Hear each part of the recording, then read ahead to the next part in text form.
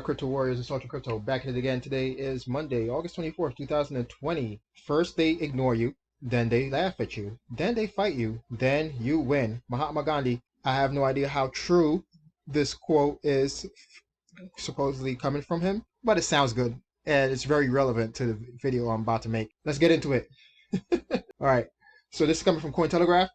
I would never invest in 1 cent in Bitcoin, says Ryanair CEO. Michael O'Leary, CEO of major budget airline Ryanair, has come out very bearish on Bitcoin. I have never and would never invest 1 cent in Bitcoin, which I believe is equivalent to a Ponzi scheme. I would strongly advise everyone with any shred of common sense to ignore this false story and avoid Bitcoin like a plague. Wow, wow, wow. Avoid Bitcoin like a plague. Well, that just leaves more for me. Keep on hating. Keep on keeping on with your negative Nancy narrative.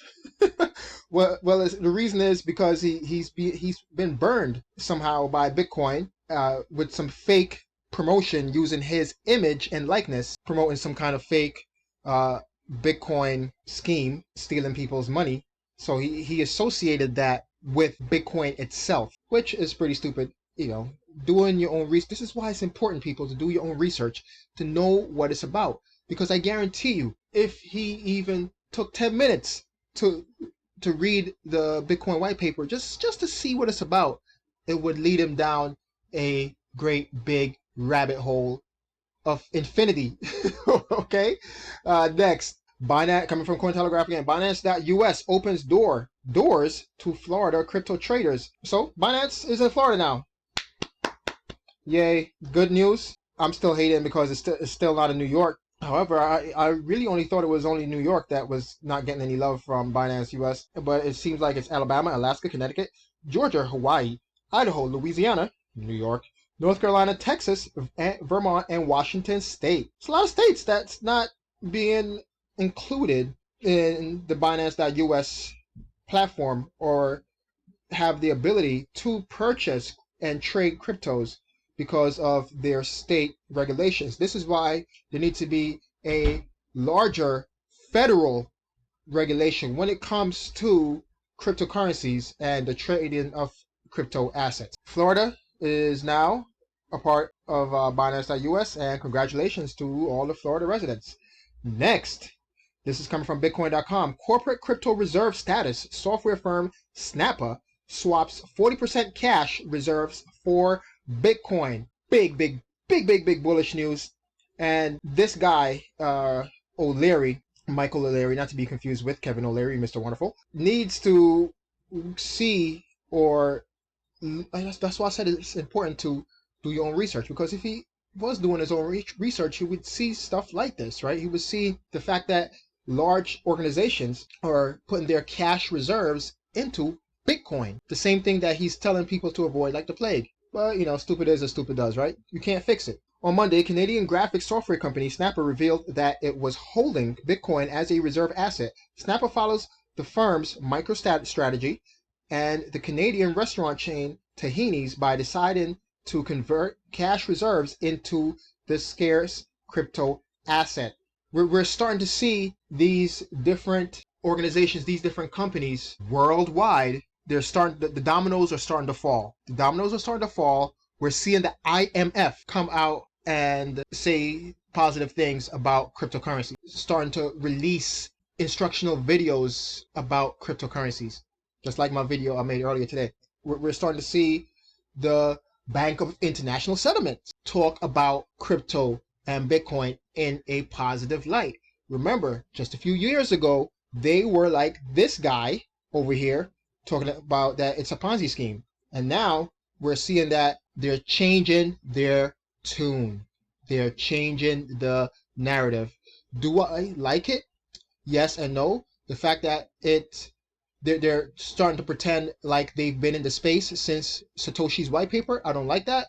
However, it's a net positive for the crypto space, because a lot of people in the world wait to get instructions, wait for the higher ups, if you would like, for people that they deem as having more sense than them when it comes to finances. They wait on the signal from them to do certain things, to invest in certain things, to purchase certain assets. And by then, they'll be buying our bags, right?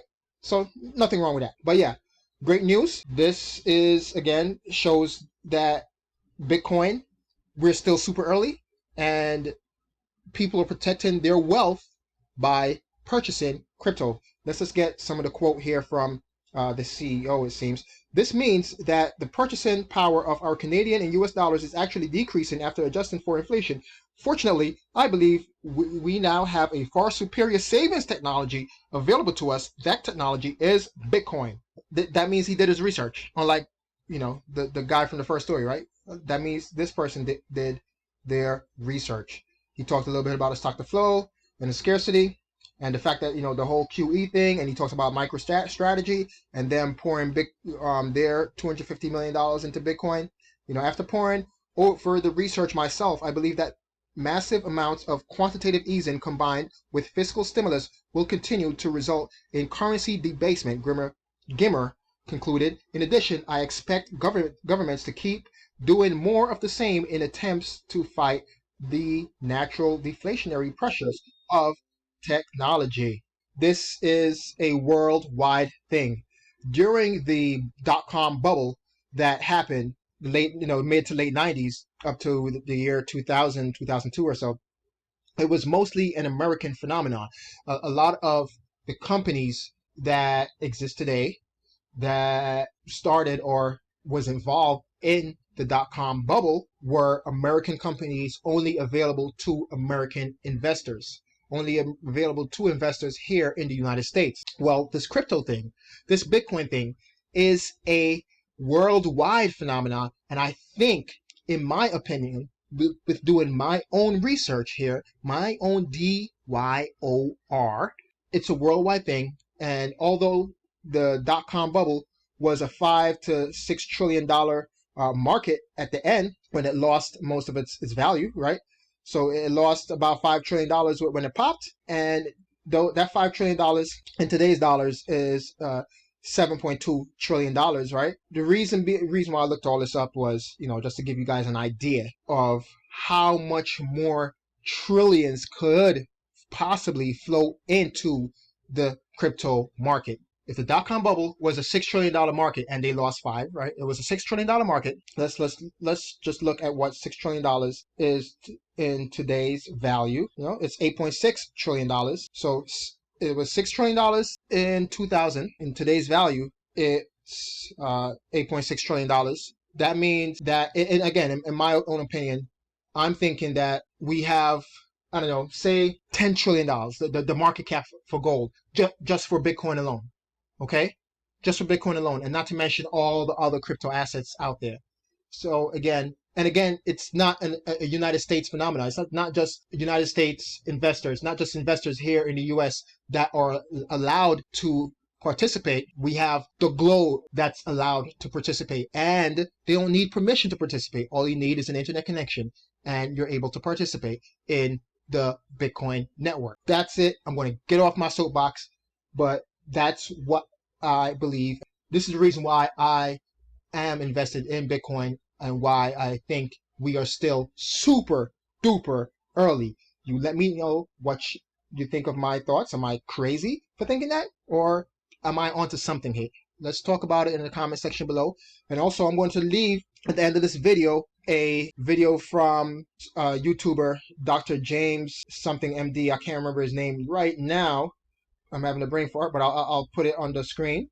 And it's a video showing you what the best investments were over the past decade. And you'll see how much Bitcoin has grown over the past decade compared to other investments in the stock market. All right, let's talk about it again in the comment section. Thanks for watching. It's Sergeant Crypto, and I'm out. Peace.